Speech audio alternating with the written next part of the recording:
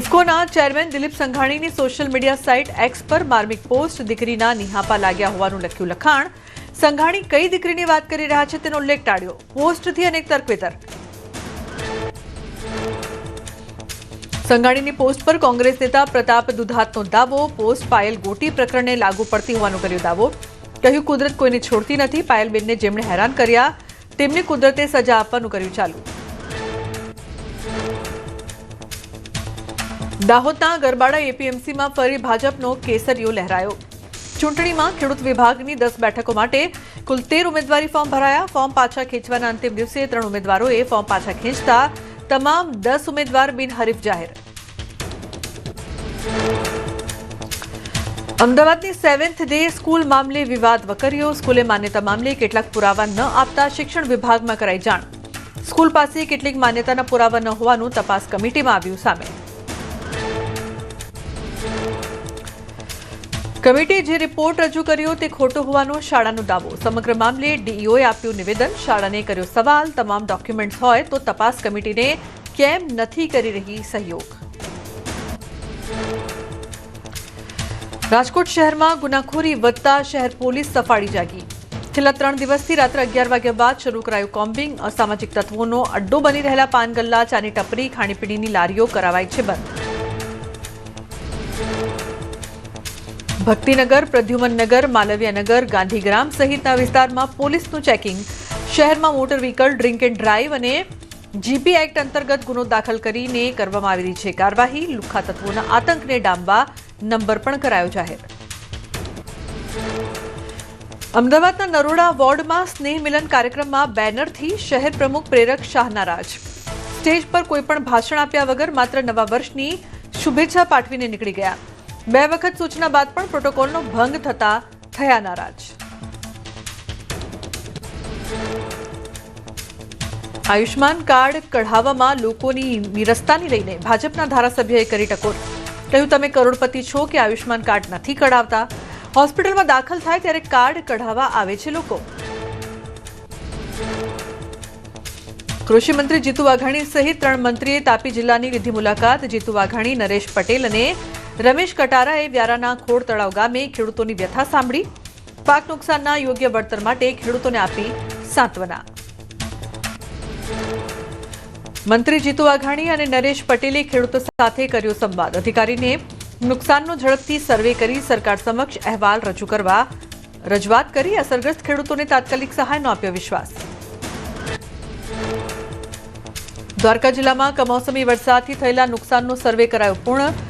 જિલ્લામાં કુલ 435 સર્વેયરની 26 ટીમ બનાવીને કરાઈ કામગીરી। 247 ગામમાં પાકને નુકસાન થયું હોવાનું આવ્યું સામે। ટૂંક સમયમાં સરકારને કરાશે રિપોર્ટ।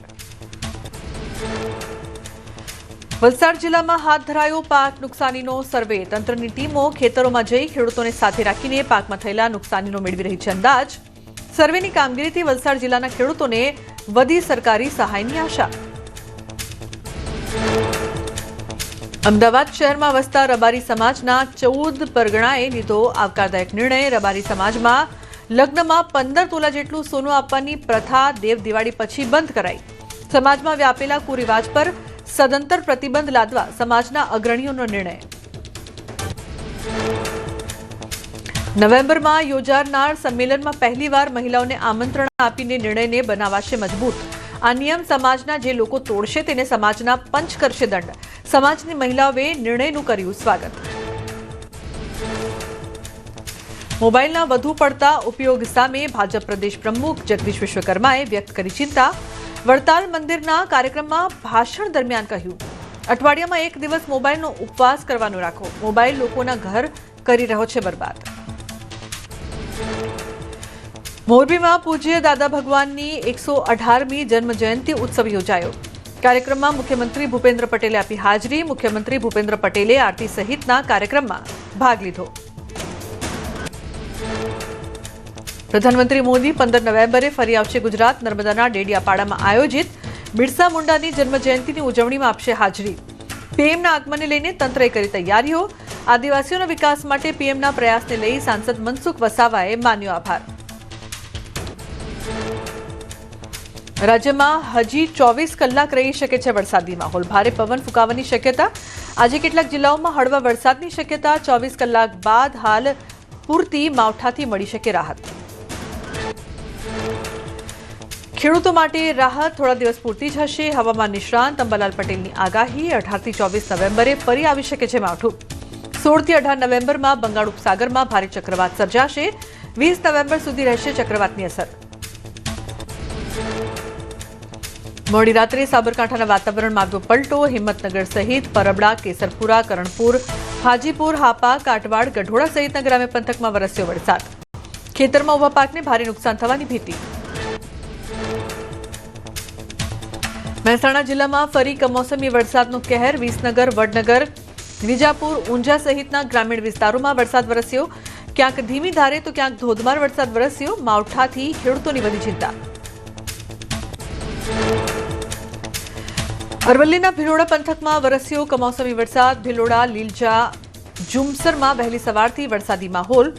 મગફળી, સોયાબીન, ડાંગર સહિતના ખેતી પાકોને થયું વ્યાપક નુકસાન. તૈયાર થયેલો પાક પલળતા ખેડૂતોના મોંમાં આવેલો કોળિયો છીનવાયો. મહીસાગર જિલ્લામાં વરસ્યો છૂટોછવાયો વરસાદ. ગાજવીજ સાથે ક્યાંક ધીમી ધારે તો ક્યાંક ધોધમાર વરસાદ. લુણાવાડા, બાલાસિનોર, વીરપુર સહિત અનેક ગ્રામ્ય વિસ્તારોમાં વરસાદ. સંતરામપુરમાં ધોધમાર વરસાદ પડતા ખેડૂતોને પાક ફેલ જવાની ભીતિ. દક્ષિણ ગુજરાતના કેટલાક વિસ્તારમાં વરસાદ. નવસારી જિલ્લામાં ધુમ્મસ સાથે વરસાદી માહોલ. વહેલી સવારથી જિલ્લાના ગણદેવી, બિલ્લીમોરા અને ચીખલી તાલુકામાં કમોસમી વરસાદ સાથે ગાઢ ધુમ્મસનો કહેર. અમેરિકા અને ઓસ્ટ્રેલિયામાં વાવાઝોડાએ કહેર વરસાવ્યો. વરસાદ, પવન અને કરાએ જનજીવન અસ્તવ્યસ્ત બનાવી દીધું. કેટલીક જગ્યાએ લીંબુથી લઈને બેઝબોલ જેવડા ભયાનક કરા પડ્યા. અમેરિકાના ટેક્સાસમાં અનેક વિસ્તારોમાં કરાનું તોફાન આવ્યું. તોફાનના કારણે સ્થાનિક લોકોમાં ભયનો માહોલ છવાયો. તોફાને લોકોને મોટા પાયે નુકસાન પહોંચાડ્યું. વાહનોના કાચ તૂટ્યા. ઘરોની છતોને પણ નુકસાન થયું. તોફાનમાં કોઈ પણ જાનહાનિ નહીં. ટેક્સાસમાં કરાના તોફાન સાથે તેજ પવન અને ભારે વરસાદ વરસ્યો. વરસાદ પડતા રસ્તાઓ પર પાણી ભરાયા. વીજ પુરવઠો ખોરવાયો. અનેક વિસ્તારોમાં વીજળી ગુલ થઈ જવાથી રહેવાસીઓને મુશ્કેલીનો સામનો કરવો પડ્યો. ઓસ્ટ્રેલિયામાં ફરી એકવાર મોસમે મિજાજ બદલ્યો. અચાનક વાતાવરણમાં પલટો આવ્યો. ભારે વરસાદના કારણે પાણી વહેતું થયું. વરસાદ અને કરાના કારણે જનજીવન અસ્તવ્યસ્ત બન્યું. સાઉથ ઇસ્ટ ક્વીન્સલેન્ડમાં કરાનો વરસાદ વરસ્યો. તેજ પવન ફૂંકાયો. એક ગાર્ડનમાં કરાનો ઢગલો થયો. કેટલીક જગ્યાએ લીંબુ જેવડા આકારનો તો કેટલીક જગ્યાએ બેઝબોલ જેવડા આકારના કરા જોવા મળ્યા. કરા પડવાના કારણે અનેક પશુઓ પરેશાન થયા. 2 કાંગારૂ કરાના વરસાદમાં આમ તેમ દોડતા નજરે પડ્યા. કેટલીય જગ્યાએ 100 કિલોમીટરની ગતિથી પવન ફૂંકાયો. કેટલાય રહેણાંક વિસ્તારોમાં ભયનો માહોલ. કરાના વરસાદના કારણે સ્થાનિક તંત્રને સેંકડો ઇમરજન્સી કોલ્સ મળ્યા. કેટલીય જગ્યાએ સંપત્તિને નુકસાનના અહેવાલ મળ્યા. જ્યારે કેટલાક સ્થળોએ વૃક્ષો ધરાશાયી થયા. વીજળી ગુલ થતા લોકોના ઘરોમાં અંધારપટ છવાયો.